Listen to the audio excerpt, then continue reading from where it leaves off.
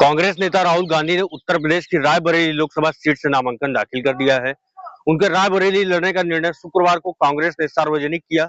राहुल ने इसी के साथ अपनी पुरानी सीट अमेठी को छोड़ दिया, जहां से वह 2019 में स्मृति ईरानी के हाथों हार गए थे।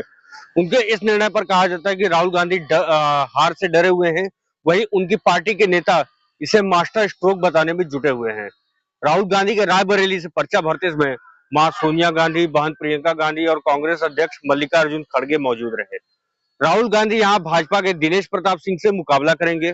अक्सर जो कांग्रेस समर्थक हैं, वो मीडिया और विपक्षी दल पीएम मोदी के बराबर में राहुल गांधी को खड़ा करते हैं और राहुल गांधी को पीएम मोदी के विकल्प के तौर पर पेश करते हैं, जबकि असल सच्चाई जो है वो इस बात से कोसों दूर है।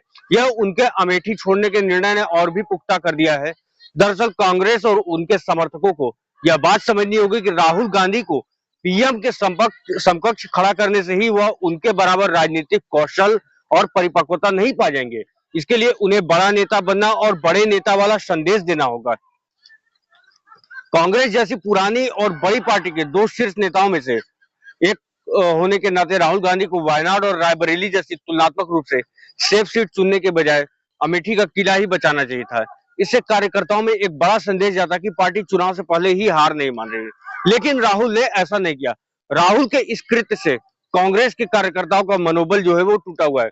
अमेठी में कांग्रेस पर विश्वास करने वाले कार्यकर्ता भी अब सोचने को मजबूर है कि आखिर एक हार के बाद ही राहुल गांधी इतना भयभीत हो गए कि उन्होंने अमेठी से अपना मुंह मोड़ लिया।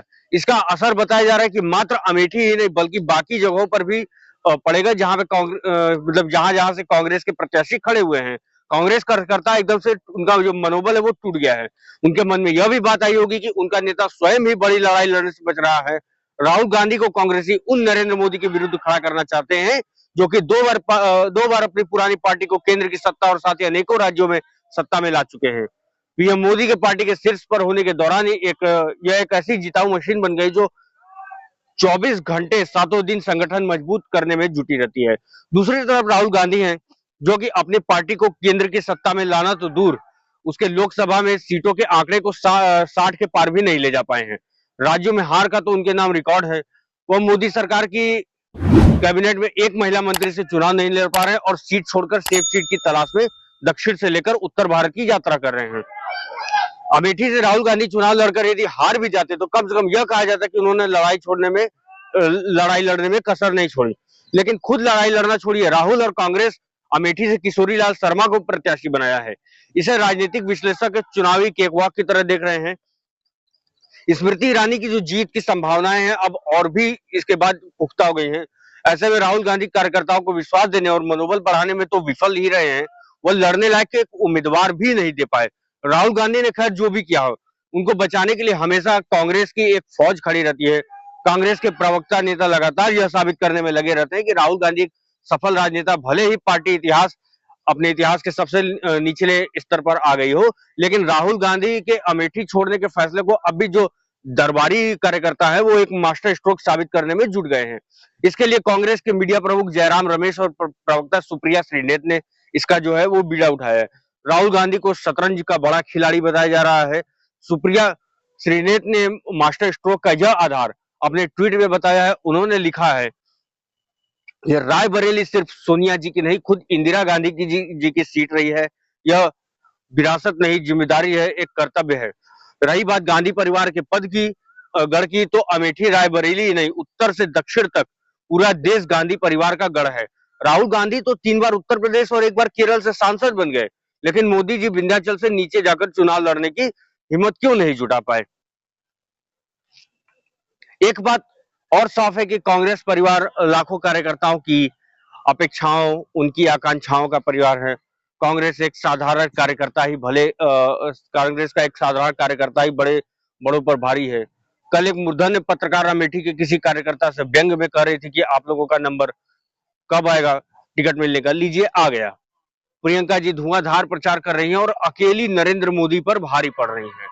इसको देखते हुए यह जरूरी था कि उन्हें सिर्फ अपने चुनाव तक सीमित ना रखा जाए। प्रियंका जी तो कोई भी उपचुनाव लड़कर सदन पहुंच जाएंगी। आज स्मृति ईरानी की सिर्फ यही पहचान है कि वो राहुल गांधी के खिलाफ अमेठी से चुनाव लड़ती हैं। अब स्मृति ईरानी से वो शोहरत भी छीन गई। अब बजाय व्यर्थ की बयानबाजी के स्मृति ईरानी स्थानीय विकास के बारे में जवाब दे। जो बंद किए अस्पताल, स्टील प्लांट और आईआईटी हैं, उस पर जवाब देना होगा। शतरंज की कुछ चालें बाकी हैं, थोड़ा इंतजार कीजिए। ये सब तमाम दावे जो है वो सुप्रिया श्रीनेत और जयराम रमेश के ट्विटर हैंडल्स किए जा रहे हैं। हालांकि कांग्रेस के प्रवक्ता अपनी नेतागिरी के तकाजे में कितना भी मास्टर स्ट्रोक बताने की कोशिश करे, असल में राहुल के इस कदम से यह सिद्ध हुआ है कि वह स्मृति ईरानी के खिलाफ नहीं लड़ सकते। इससे पार्टी का चुनाव के पहले ही हथियार डालने वाला रूप भी सामने आ गया है। राहुल गांधी कभी डरो मत के नारे दिया करते थे, वो खुद ही अपनी परंपरागत सीट से चुनाव लड़ने से डर गए हैं। अब इसे चाहे मास्टर स्ट्रोक बताया जाए, चाहे शतरंज की चाल माना जाए, लेकिन इसे एक तरह से राजनीतिक हार ही माना जाएगा। और समस्या सिर्फ यही नहीं खत्म होती। राहुल गांधी अमेठी छोड़ रायबरेली लड़ने पहुंचे हैं। असल में समस्या जो है वो रायबरेली से ही शुरू होती है। रायबरेली कांग्रेस का गढ़ माना जाता रहा है। 2019 के चुनाव में सोनिया गांधी को यहां से दिनेश प्रताप सिंह के विरुद्ध लगभग 2 लाख वोटों से जीत मिली थी। थोड़ी देर के लिए मान भी लिया जाए कि बिल्ली के भाग से छीका फूटा।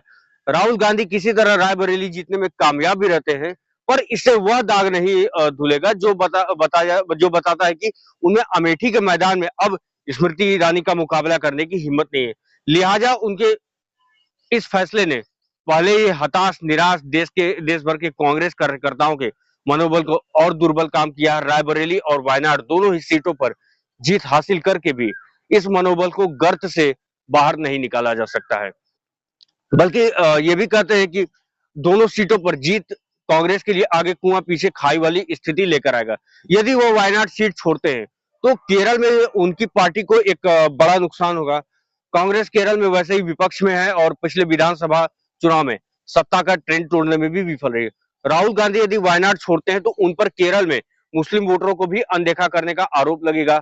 वायनाड में मुस्लिम वोटरों का उनकी जो जीत है उसमें बहुत बड़ा योगदान रहता है। ऐसे में मुस्लिम वोटर भी निराश होंगे।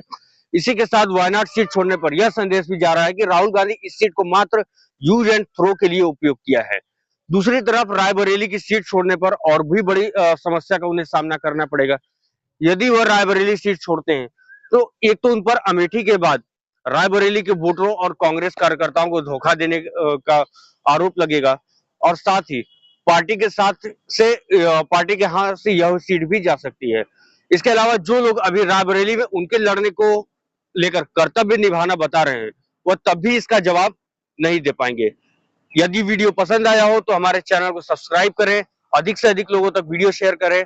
हम मिलेंगे आपसे अगले वीडियो में। नमस्कार।